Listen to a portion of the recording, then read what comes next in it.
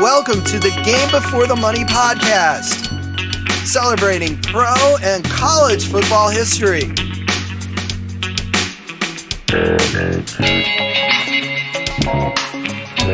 In this episode, we speak with John Lobon of the Syracuse 8.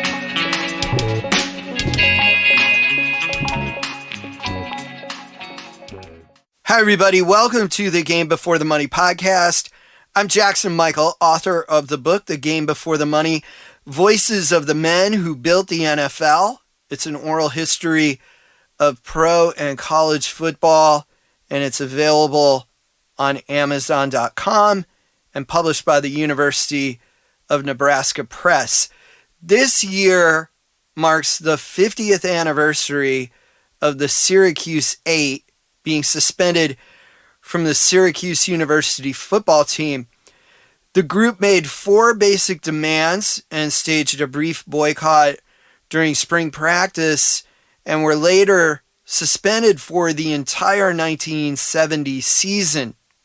John Lobon, a member of the Syracuse 8, graciously spent a great deal of time with me giving the details about that situation and shared his experience with the Game Before the Money podcast. And I want to make clear that before we start this episode, this isn't to paint Syracuse or head coach Ben Schwartzwalder in any sort of particular context. Syracuse is a great university, and Coach Schwartzwalder is a legendary college football coach who recruited the first Black Heisman Trophy winner, Ernie Davis. He also parachuted into Normandy on D-Day and received many awards for his military service, including a Silver Star and a Purple Heart. Furthermore, it's important to remember that although Schwartzwalder's name comes up here and there throughout the podcast, the appointed committee investigated the Syracuse athletic department as a whole, and the results of the report that we'll be discussing were about the athletic department as a whole. Many of you know that I like to say football history is American history. And I think John Lobon's story and the story of the Syracuse 8 really illustrates that notion. Although 2020 is the 50th anniversary of the Syracuse 8, John Lobon's story and the stories of his teammates stand relevant even today. And the stories show how racial discrimination can exist even in places where one might not expect. Discrimination that was verified in a report commissioned by Syracuse University in 1970. And remember, this is also the football program that housed the college careers of Jim Brown, John Mackey, Floyd Little, and Ernie Davis in a time when a lot of schools banned black athletes from the gridiron. Here's some of the background on the Syracuse 8. In 1970, John Lobon stood among a group of black athletes who raised questions about Syracuse's athletic department. The players were ultimately suspended from the team for their actions. They missed the entire 1970 season, and most of them never played football again. Shortly after the 1970 season ended, an investigative report ordered by the university's chancellor vindicated the players' position, which not only included concerns about race, but other issues that affected all student athletes. Let's step into the cleats of a young John Lobon growing up in Hartford, Connecticut in the 1960s. And imagine earning all-state football honors and being recruited by major universities to attend on a football scholarship. Once you get to your school's chosen campus, however, you experience some things that aren't quite right. You excel at your position, but you're moved to a different position or benched in favor of inferior players. You hear about the team doctor making your teammate's injury worse than it already is. And on the academic side, you aren't given the same academic opportunities as other players. These things really happened at Syracuse University, and during the spring practice of 1970, a group of young men rallied to improve conditions. All of them were black. They fought against both racial injustice and for better medical treatment for all student athletes. And that's important to stress here. The story often gets told solely as a fight against racial discrimination, and that's certainly essential to the story. But what sometimes gets lost is the fact that these young men made gains for all student athletes, gains that are still enjoyed today. The group became known as the Syracuse 8, and this is the story of one of those men. John Lobon grew up during the 1960s and carried a dream of playing big-time college and pro football. He starred in high school at Weaver High School in Hartford, Connecticut. He made All-State and even made a high school All-American list. He received multiple scholarship offers. He visited the University of Colorado and loved both the facilities and the scenery. Colorado likely stood as the lead suitor for Lobon's talents until he received a surprise visit from Syracuse. I was in school one day, and one of my teammates approached me and said there was a coach from Syracuse down in the coach's office looking for me. And I told my team, I ain't no coach from Syracuse looking for me. He said, yes, they are. They're down in the coach's office. So I said, okay, let me go see. So I went down there, and sure enough, there was a coach from Syracuse, Jim Shreves. He was a freshman coach for Syracuse. He was there, and he said they was interested in me, which was totally a surprise. The idea of playing at Syracuse excited the young John Lobon from the start. His hero Jim Brown had attended Syracuse, and that made it a dream school for many football players. Lobon eagerly accepted a recruiting trip to Syracuse.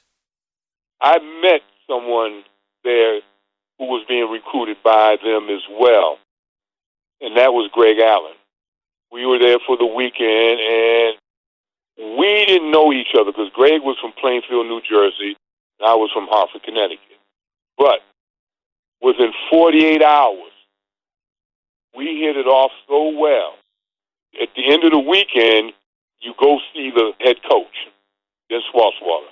And at that point in time, they'll ask you, what's your interest? But before we made that visit to Manley Fieldhouse to meet with the head coach, we made a pledge. I asked, are you coming? And he responded, are you coming? And I said, I'll come if you come. He said, I'll come if you come. That's how I wound up choosing Syracuse, because of a pledge that I had with who would eventually become my roommate and one of my best friends from that date until even now. John Lobon and Greg Allen arrived at Syracuse in the fall of 1968. And again, a lot of us, when we think of Syracuse, we think of Jim Brown, Floyd Little, and probably envision a culturally diverse student population. When Lobon arrived on campus, however, he found that the incoming minority population at Syracuse was about 150 students out of an estimated student population of 16,000. I garnered those stats from a Syracuse Surface article called 1968 and a timeline of Syracuse history once posted on the university's website. So that's less than 1% of the total student population. And Lobon told me that he suspects the full minority enrollment at the time was maybe 250 to 300 students. And based on his recruiting trip and what he knew about Syracuse football in the past, he had expected a more multicultural experience at the university. It's important to point out that Syracuse wasn't much different than a lot of other colleges at the time. But it's also interesting to learn those demographics because, like Lobon, I would have guessed a more diverse population. No matter what the population was, however, John Lobon arrived at Syracuse to play football and gain a college degree.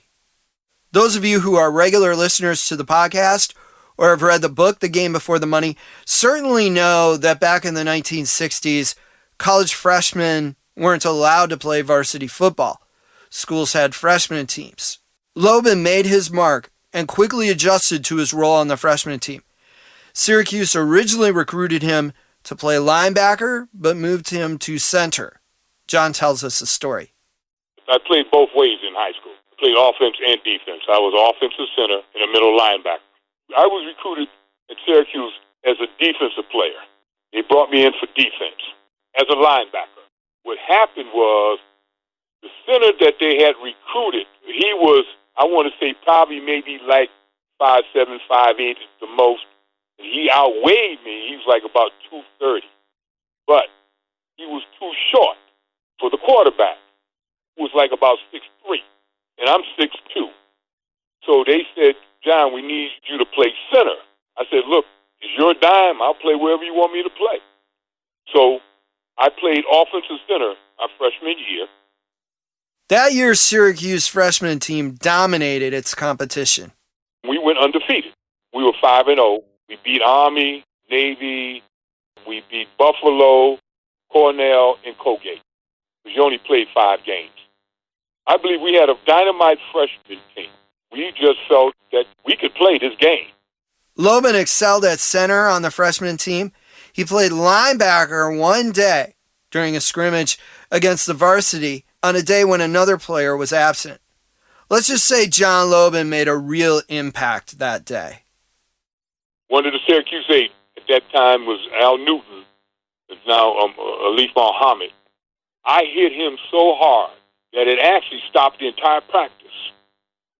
Because then when that hit him, it was an echo throughout the field. It was like a crack.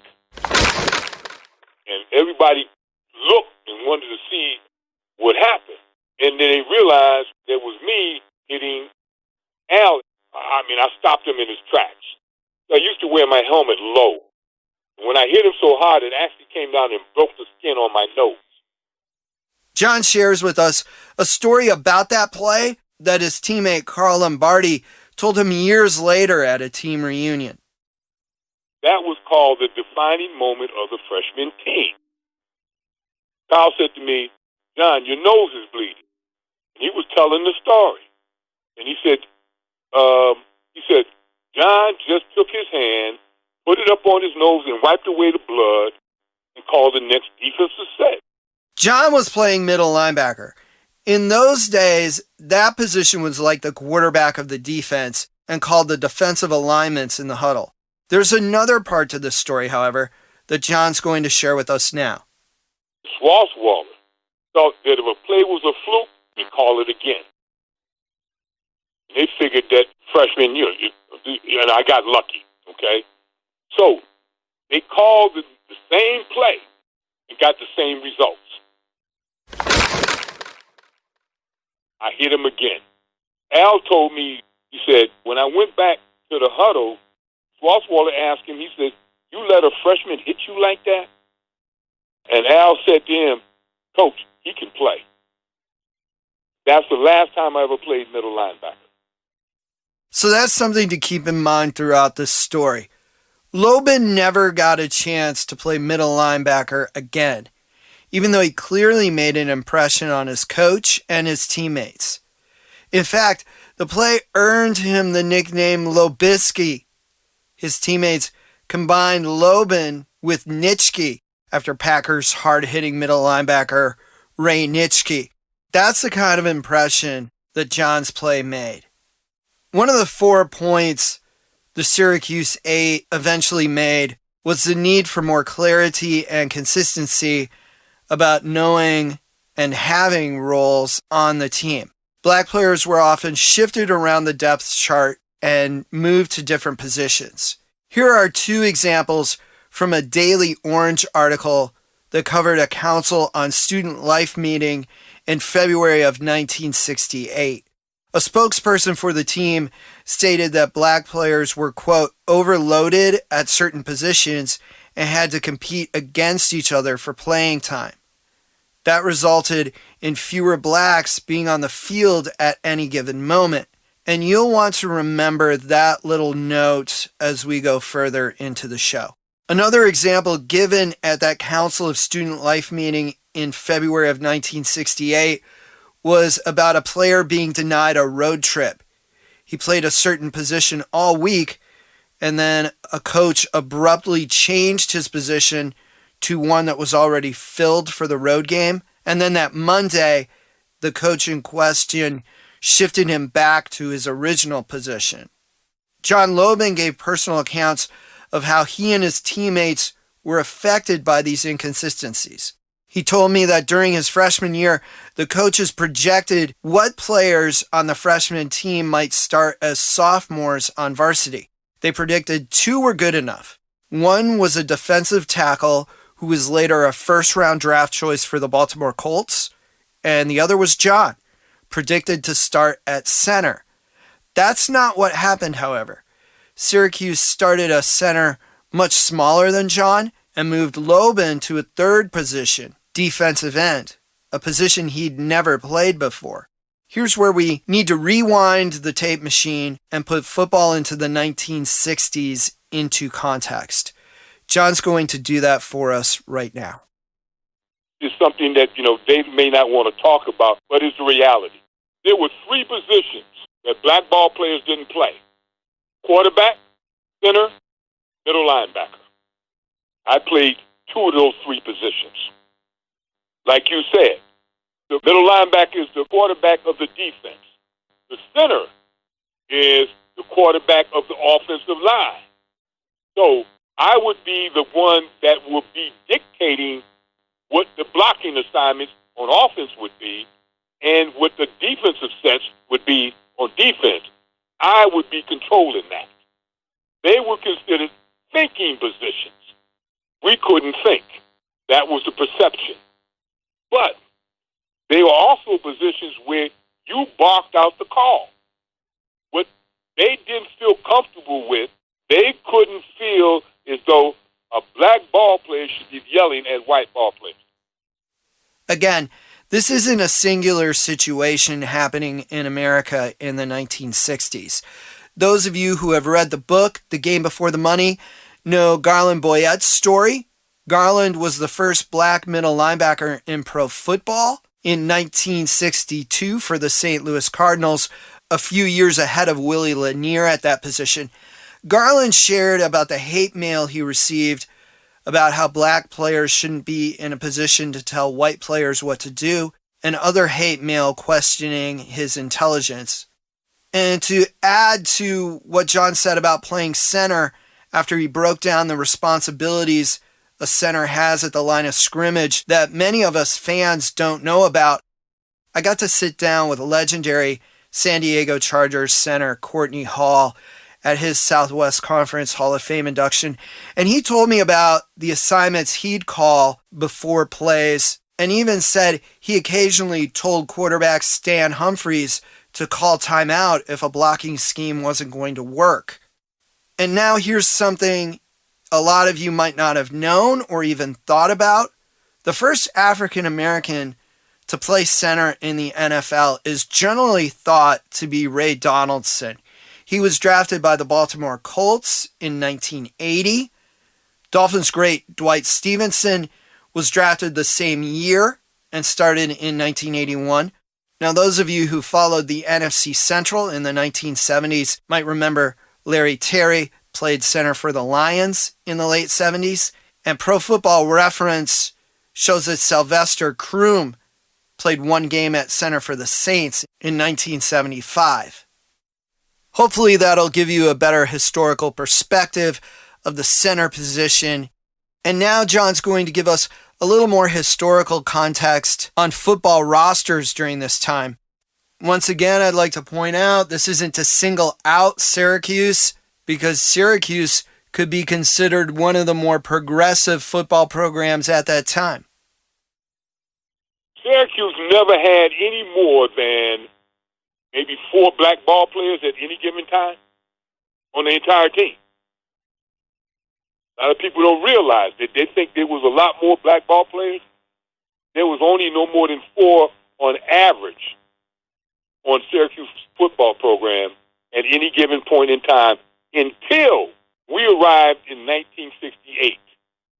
In 1969, there were 10 black ball players on Syracuse football team. That was the most in the history of the school.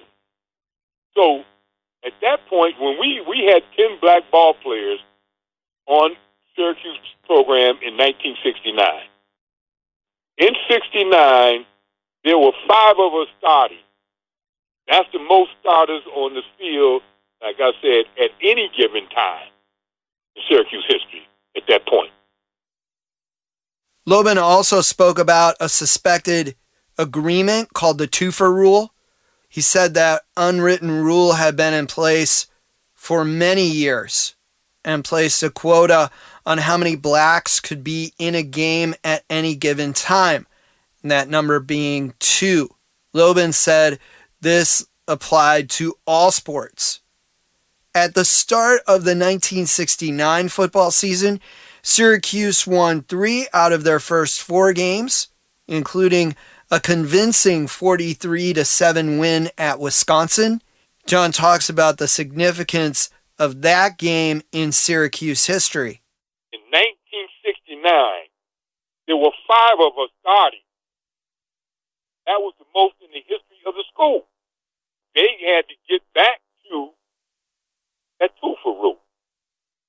No more than 2 on the field at any given time. Here's an example of that. We were at the University of Wisconsin. The first time in the history of Syracuse University, there were 3 black ball players in the backfield. Our roommate Greg, John Godbolt, Al Newton. They scored 6 touchdowns that game. After that game, we're waiting, get ready to get out of town. And, we out there, having a good time. We just won the game. Then Walshwaller said to John Godbolt, John, don't be happy, okay? Because you know what? It's a short walk from the parlor to the outhouse. Godbolt never played again. Godbolt scored 2 touchdowns in that game against Wisconsin. They were his only 2 scores of the season after scoring 6 touchdowns the previous year. Like I said, 3 started in the Wisconsin game. John never played after that. Then it went down to 2. You were no more than 2 on offense at any given time. And we found out that, that rule was in existence for 40 years. Okay, because the athletic director at that point in time had been there for 40 years. That was his rule. By the end of the season, John and his black teammates found themselves entering games as substitutes rather than starters. Lobon suspects that was because of politics rather than talent. I got replaced by a guy that couldn't put my socks on, okay? And that's when, we started to see what was going down here. It wasn't about the talent. It was about the favoritism. So again, we're going to put things into context, and John Lobon's going to follow up and give his thoughts on the times at hand. This was the late 1960s in America. There was the Vietnam War, the Civil Rights Movement, a lot of activism, and a lot of opposition to that activism. John states that major universities like Syracuse wanted to move forward with the times, but also faced the challenge of learning to balance the need for change along with elements within the alumni and fan base who preferred the status quo. And this isn't to group all of the alumni and fan base into this category, but that element certainly existed throughout the United States at the time.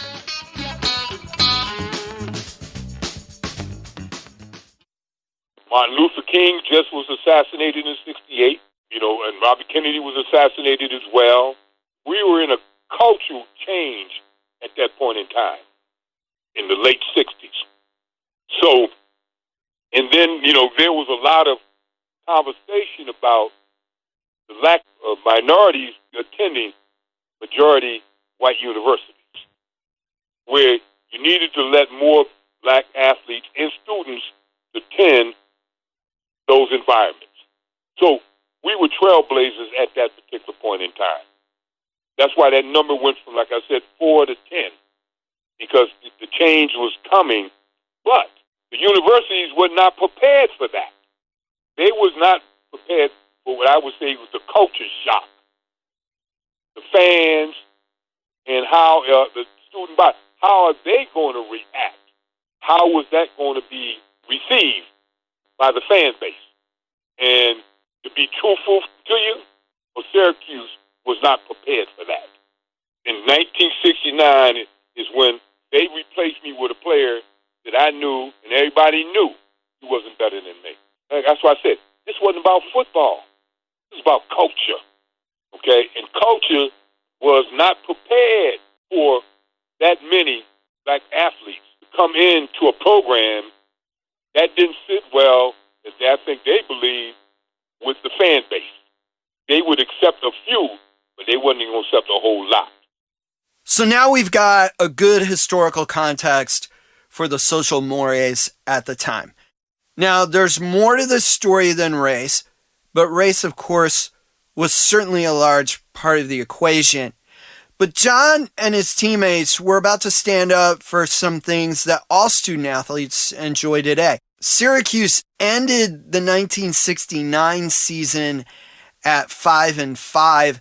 They lost 3 games by a total of 5 points. 2 of those games were against ranked teams. Spring practice of 1970 changed the lives of John Lobon and his black teammates. Bear in mind that they were young men, 19, 20 years old, and in general, they're the first people in their families to have a chance to attend college. Many of them also dreamed of playing in the NFL.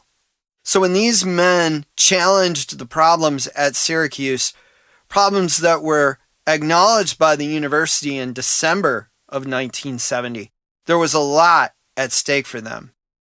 The Syracuse 8 made 4 demands and eventually boycotted during spring practice of 1970. We'll look at each of those 4 demands individually. The first we'll look at was related to academics. There were 4 demands that we made in 1970. And those 4 demands consisted of academic support for student athletes, which is mandatory now for student athletes. There was also a racial element to this demand.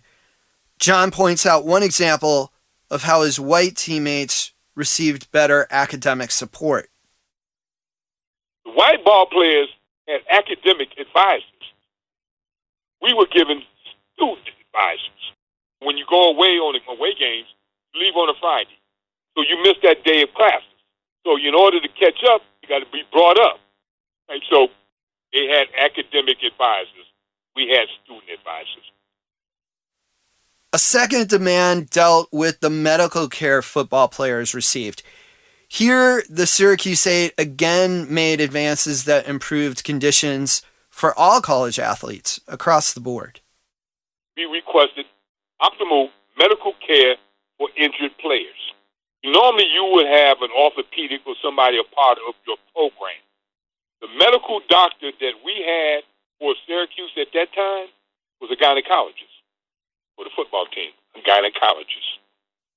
John stated that a team doctor likely made a teammate's injury worse. He's about to tell us about a hand injury that a white teammate suffered. I'll blot out the players' and doctors' last names, but I really felt it necessary to give John's account of what happened to fully illustrate the Syracuse 8's concern for the health of all of their teammates. Kevin had basically crushed his hand. So he went in to see Dr. Peter. So Peter takes his hand and shakes it. Then he says to Swartzwater, I think he needs to go to the hospital. So Ben said, okay, fine. So he sends him to the hospital. The orthopedic says to Kevin, did somebody touch your hand? He said, well, yeah, Dr. took it and shook it. He said, that butcher? Orthopedics said that. That butcher? Kevin's hand has never been the same since. He had fractured it so bad it was in pieces. With him shaking it, he moved the pieces around. Earlier in the program, we went into detail about events that spawned the third concern of the Syracuse Eight, the belief that players started and were placed in certain positions for reasons other than ability. We were saying assignment of team positions based solely on merit. So you see all three of those were involved with fairness for all the ball players.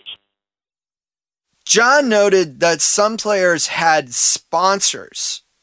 He believes that those players who had sponsors were given priority over players who didn't have sponsors. The Daily Orange from September 15th, 1970 noted, quote, "The fact that no black athlete had a community sponsor, a person who helped provide some of the gravy a player accrues to being a varsity football player," unquote. The fourth component of the boycott was a demand for a black assistant coach to be hired. This point sparked the most debate and was the most publicized.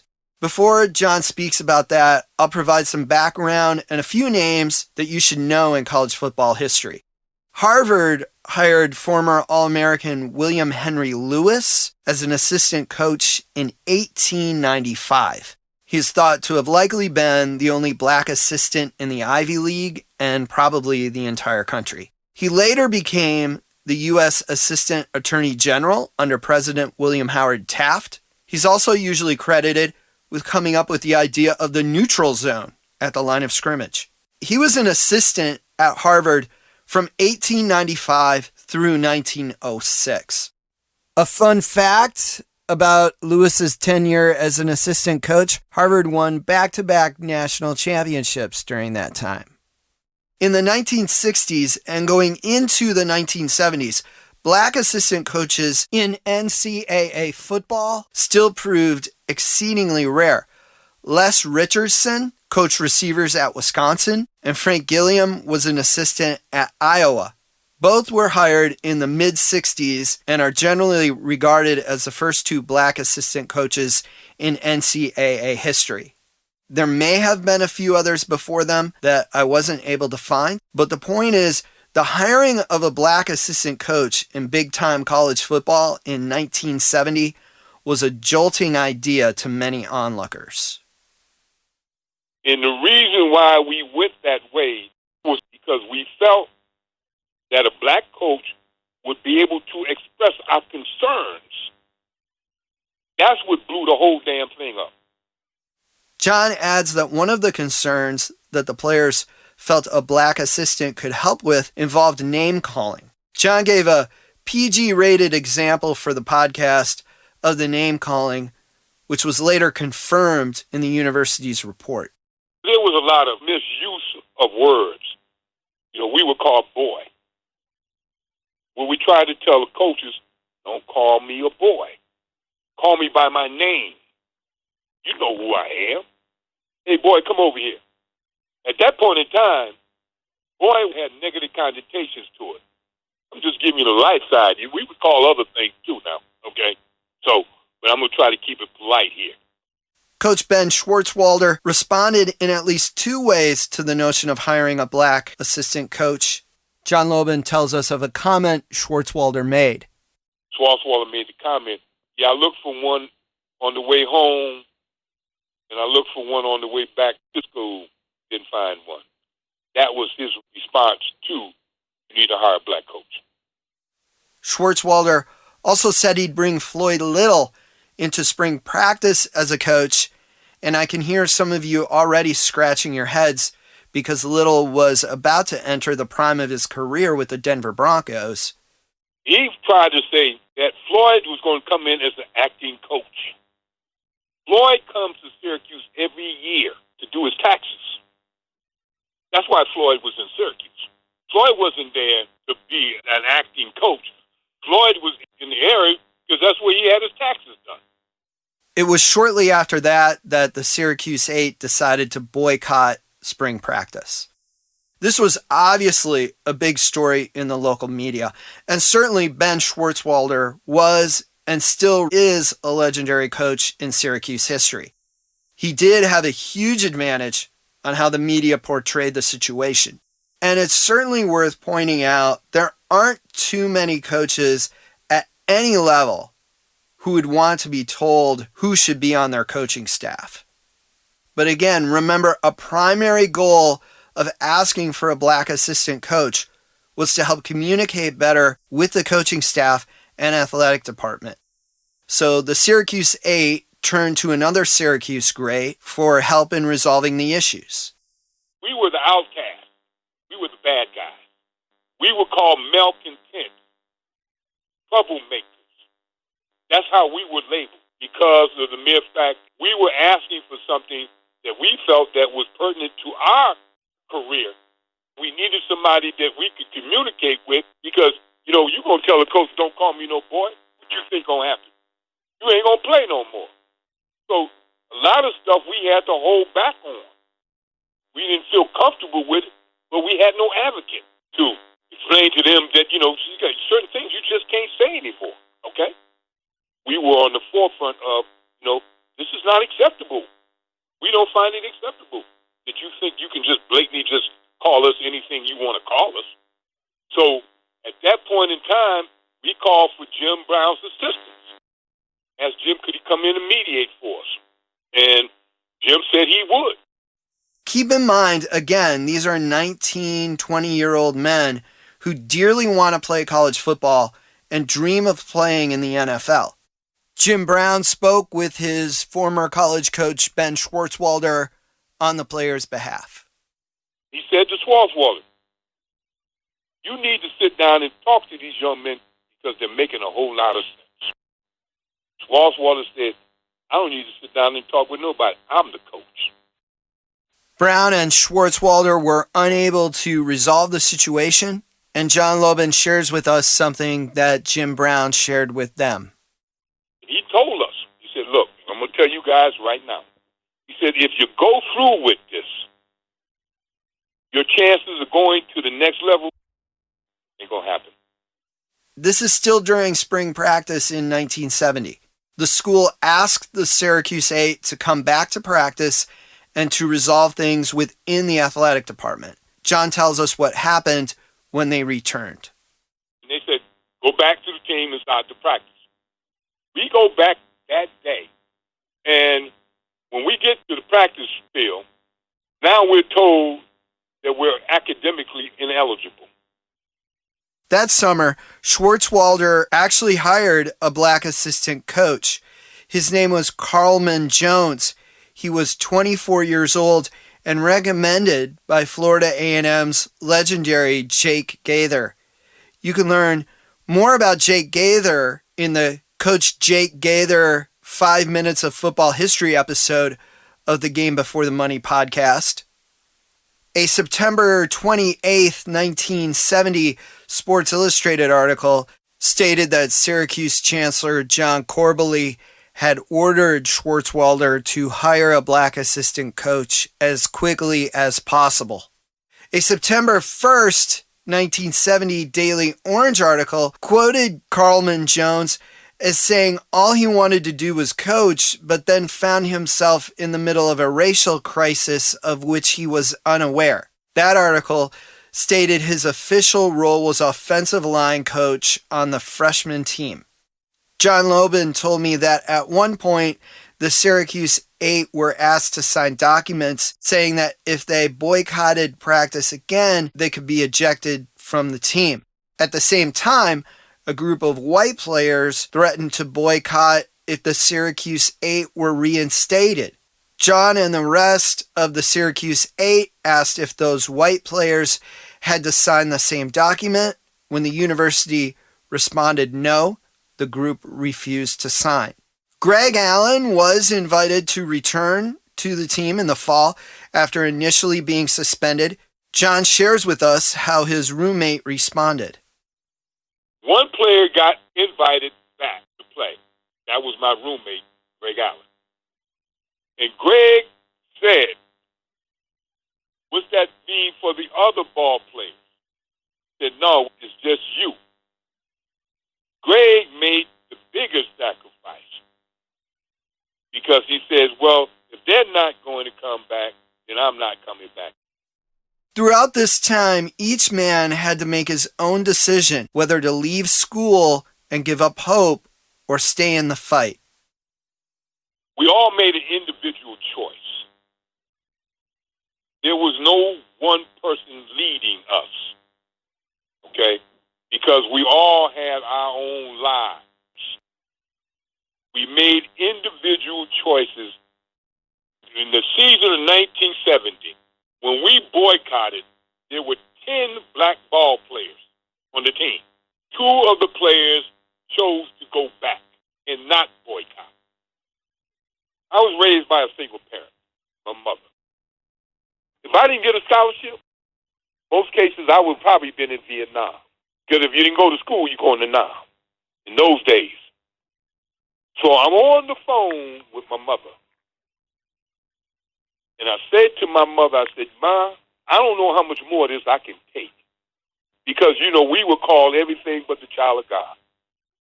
Being one of the first in my entire family to go to college, I was being looked upon as a trailblazer. So that was hanging heavy over my head. Am I going to fail and be looked at as a failure because I didn't graduate? When I said to my mother, I don't know how much more of this I can take, these are the words that gave me my spirit. She said, then come home. 3 words. Mike. Then come home. And so her baby brother, my uncle, was coming in the house at that time. So I spoke to him, and he said to me, I will be up there tomorrow to pick you up. And I said, that sounds good. And I hung the phone up. I'm sitting in a dorm in a phone booth. I hang the phone up. I sat there, and I said to myself, I said, this is my junior year. If I leave, I'll never get my degree. So it was no more than about 5 or 10 minutes. I called back home. And I said, Ma, I'm not leaving. I said, because if I leave, I'll never get my degree, and I'm not going to give it up. And I said, I'm going to fight this. And we all had that same challenge. The September 15th, 1970 edition of the Daily Orange announced that 8 players, including John Lobon, were suspended from the football team. A September 22nd, 1970 article in the New York Times stated that New York State's Human Rights Commissioner Robert J. Mangum sent Syracuse a telegram requesting that the players be reinstated to the team pending a resolution of the situation. The New York Times article also noted that Syracuse's chancellor ordered an independent commission to create an investigative report about the athletic department and the issues raised by the players. The Syracuse 8 were not reinstated that season. For some of them, it was their senior year, and they never played another down of football for Syracuse again. The investigative report came out in December of 1970 after Syracuse finished the season at 6-4. John Lobon tells us the verdict. They put together this 13-member commission. They put together a 65-page report. And in the end of the report, they said, Syracuse 8 was right. Institutional racism exists and not worthy of an institution of this stature. We were right, but we paid the price. A December 9th, 1970 article in the New York Times quoted the report and also said that the committee made 9 recommendations. And one of them mentioned giving the players an additional year of eligibility. However, it's apparent that that wasn't followed up upon. Another recommendation suggested that a new code be written that ensured that athletes would have the same rights as all other students. The article stated that the investigation included 28 hearings and 40 witnesses, and transcriptions of the interviews totaled over 600 pages. The committee interviewed current and former players, all of the coaches, the athletic director, and Syracuse's chancellor. John and Greg Allen were the only two of the Syracuse 8 to play again. John returned with only 5 days of practice to play against Boston College in a nationally televised game. He said an NFL scout told him he was in line to make it to the NFL. Yet when you search NFL history for the names of the Syracuse 8, John Lobon, Greg Allen, Al Newton, Bucky McGill, Richard Bulls, Dana Harrell, Larry Womack, John Gobbolt, and Dwayne Walker, you won't find those names. Lobon believes the public perception of the Syracuse 8 created an obstacle to playing in the NFL, CFL, and even on semi-pro teams. He cited examples of players being released from teams' camps after coaches found out they were members of the Syracuse 8. The Syracuse 8 risked a lot to stand up, and for a long time, the relationship between the players and the school was fairly distant. Syracuse has since honored them with the Chancellor's Medal for Courage. The members of the Syracuse 8 were also honored with letter jackets to acknowledge their spots on the 1970 team. That happened in 2006.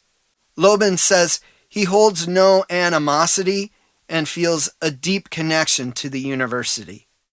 When we received the Chancellor's Medal from Syracuse, I made a statement to Bill Rhoden, who was at the New York Times at that time. I said, this is one thing. I said to Syracuse, I forgive you. You took my heart, but I couldn't let you have my soul. Today, you give me back my heart so I can let you be a part of my soul. I love that game. I put my heart into it. Blood, sweat, and tears. And I gave it, that old cliche, 110%. You got that every down, every play, whether it was game or practice. John told me that he believes there's a reason why he and Greg Allen met on their recruiting trip. They were meant to be there and meant to come to Syracuse at that place and time. He says he and his teammates paid the price for doing what was right, but it was well worth the cost. The question has always been asked, would you do it again? Yes, I would. Because justice is the truth. And I've always lived to be about the truth in whatever I've done. I still have my integrity. I still understand my purpose. What I did take from it applied to my journey. Matter of fact, I became a commissioner with the Commission on Human Rights and Opportunity here in the state of Connecticut. When I made the statement that day, I made the choice to continue forward with this boycott, I stated, so no one else will ever have to go through this again. That's my sacrifice. Because I was there to open the doors, but I was there to keep them open. And for that, yeah, I paid based on monetary, but I still have my integrity, and I said I still have my belief that I will always know I was fighting for right, for justice, and not support injustice. My journey is about justice, not injustice.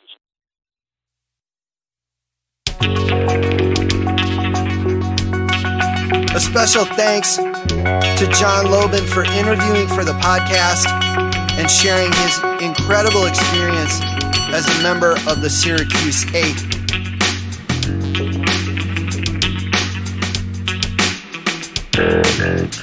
You can learn more about the Syracuse 8 in a book called Leveling the Playing Field, and it includes interviews with the players, and the book goes much deeper into the story.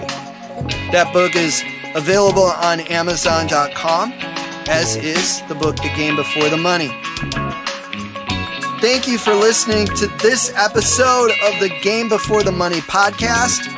Transcriptions of podcasts and many other football history articles are available at thegamebeforethemoney.com. Podcast transcriptions are powered by our transcription partner Sonix. Sonix. You can visit sonix.ai to learn more about their transcription services.